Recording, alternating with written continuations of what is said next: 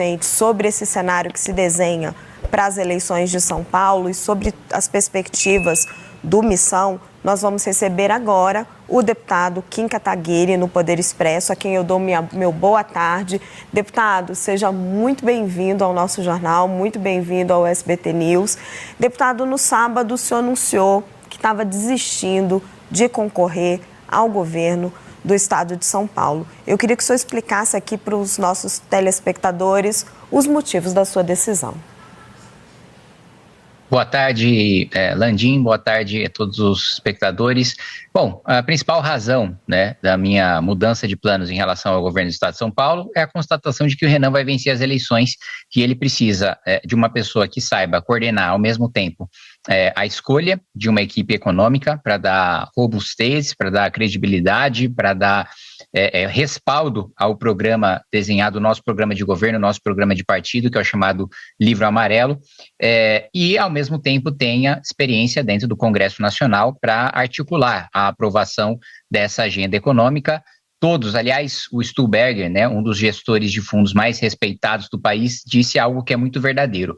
Todos os candidatos estão cometendo estelionato eleitoral, com exceção do Renan. Todo mundo sabe que vai precisar fazer um ajuste fiscal muito duro depois das eleições para que o orçamento não entre em colapso. O próprio ministro da Fazenda do Lula, Durigan, deu uma entrevista dizendo que no próximo mandato, se não tiver o ajuste, nem precisa de presidente da República, porque todas as despesas vão ser obrigatórias. Então, nós somos os únicos que têm a coragem de dizer que vamos implementar essas medidas, de não mentir para o eleitor.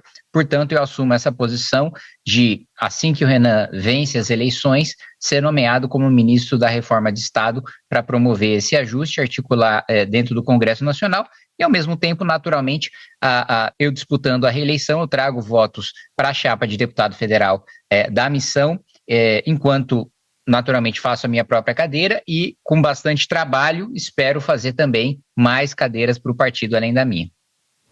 Deputado, vou chamar nosso analista Eduardo Gaia para participar da nossa conversa. Oi, deputado, muito boa tarde para o senhor. Queria entender se o Missão pretende lançar também candidatos em outros estados onde há esse duelo mais exacerbado entre bolsonaristas e petistas, governistas, esquerda e direita, enfim, porque parece muito difícil consagrar uma terceira via, mas para um partido que está nascendo e que precisa também marcar posição, pode ser algo interessante do ponto de vista político. Quais outros nomes o Missão deve lançar Brasil afora? Bom, primeiro, nós não queremos ser terceira via e nós não queremos marcar a posição, Nós queremos assumir o polo da direita, na polarização. A gente não acredita que existe espaço para uma terceira força, mesmo porque não existe um terceiro espectro político.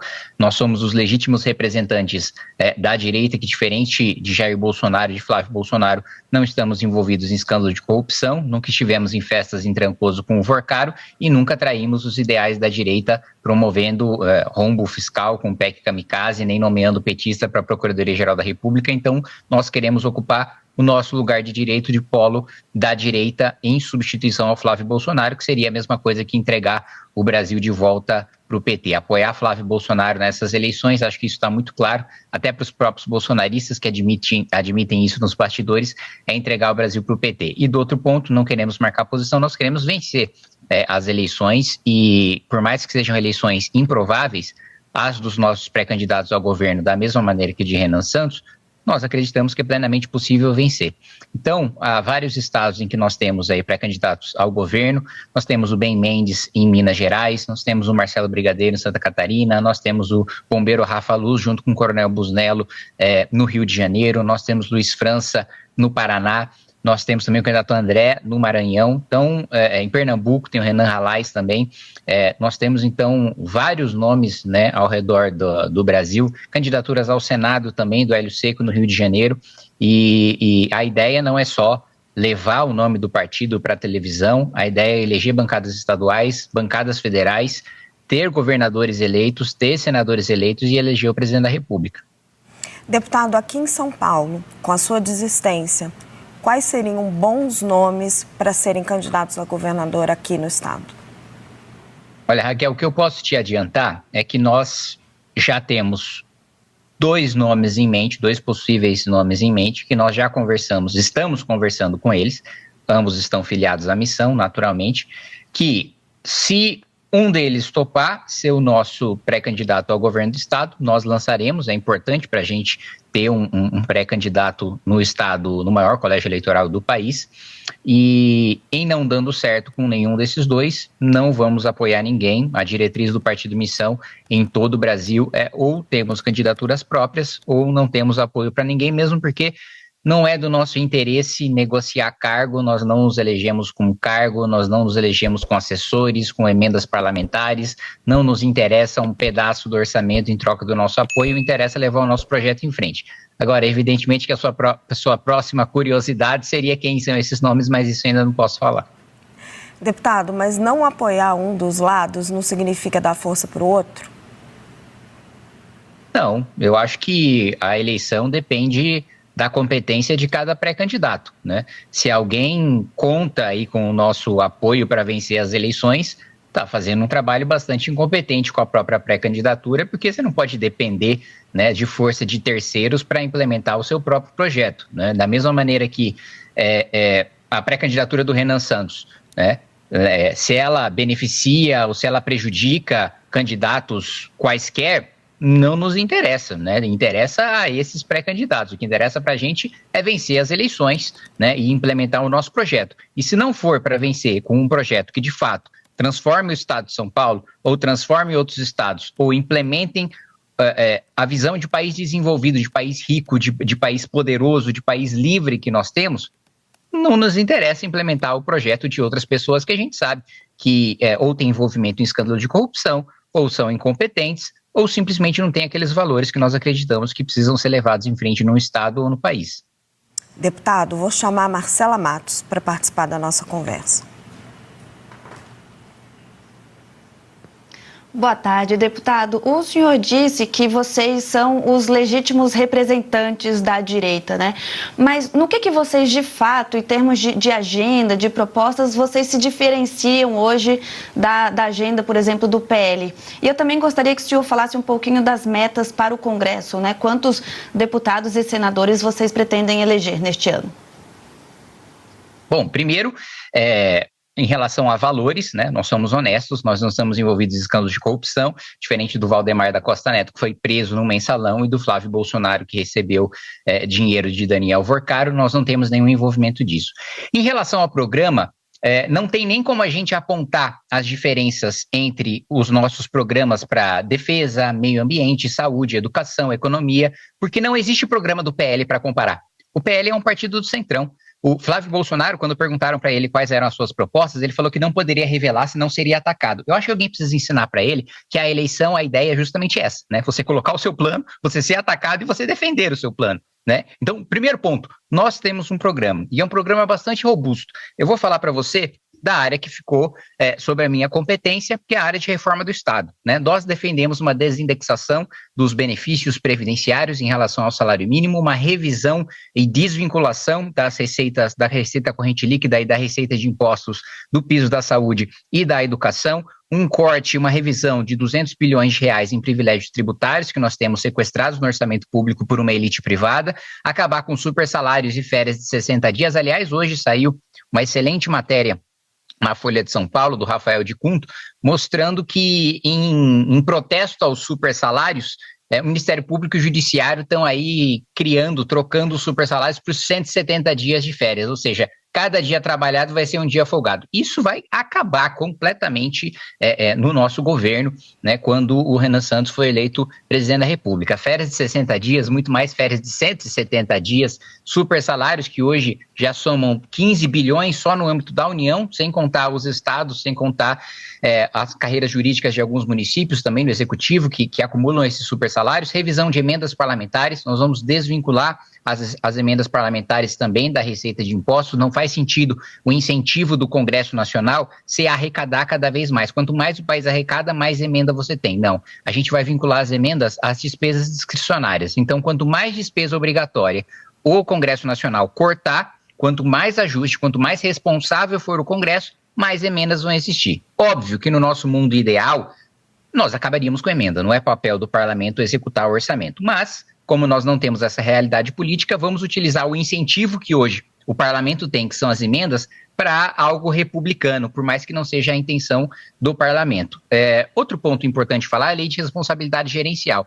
Tornar inelegível e decretar uma intervenção naqueles municípios que não atingem pisos mínimos de saneamento básico, de educação, né, indicadores no SAEB, né, indicadores também na segurança pública, né, indicadores na saúde, também diminuição de mortalidade infantil, né, a cobertura vacinal, né. Esses municípios, se não cumprirem, existem duas metas diferentes que nós queremos fazer na lei de responsabilidade gerencial. O primeiro piso é em relação ao piso civilizacional. Todo município precisa ter um nível básico de qualidade. Quem não atingir, o prefeito vai se tornar inelegível, durante 8 anos não vai poder disputar as eleições, e se o estado ficar muito grave naquele município, nós vamos decretar intervenção federal numa nova hipótese que a gente pretende colocar na Constituição. Por outro lado, aqueles municípios que já atendem esse piso, que já têm um mínimo civilizacional, vão ter metas de incremento. E se não cumprirem essas metas, da mesma maneira, o prefeito ficará inelegível. A gente também quer mudar a lógica de incentivos do Congresso Nacional e dos partidos políticos. Hoje, o fundo eleitoral e o tempo de televisão é calculado com base no número de deputados. Então, os líderes partidários, os dirigentes, fazem o diabo para eleger parlamentares, não têm projeto próprio e não se preocupam com qualidade de gestão. A gente quer vincular o fundo eleitoral e o tempo de televisão à gestão dos prefeitos. Quanto melhores forem os indicadores das cidades administradas por aquele partido, mais fundo eleitoral e mais tempo de TV ele vai ter. Então a gente vai utilizar um incentivo não republicano, que os partidos querem cada vez mais ter verba para campanha, cada vez mais ter tempo de televisão, para um fim republicano. Quanto melhor eles administrarem a população, mais recursos eles vão ter. Rapidinho as administrações vão mudar radicalmente. Eu poderia continuar falando aqui para você em relação à defesa, em relação ao meio ambiente, em relação à infraestrutura, construção de uma malha ferroviária aí de pelo menos mais 20 mil quilômetros. Eu poderia falar para você de qualificação em nível técnico, mas eu acredito que nós não temos tempo suficiente nessa entrevista para colocar aqui as mais ou menos 300 páginas que nós temos de livro amarelo. Então, só para colocar para você, nós temos programa, nós temos ideias. O PL é um balcão de negócios. O PL é... E eu já escutei isso, vou te falar uma frase interessante que eu escutei de um deputado bolsonarista. Os bolsonaristas diziam o seguinte: Kim, nós construímos um prédio enorme no terreno da nossa sogra.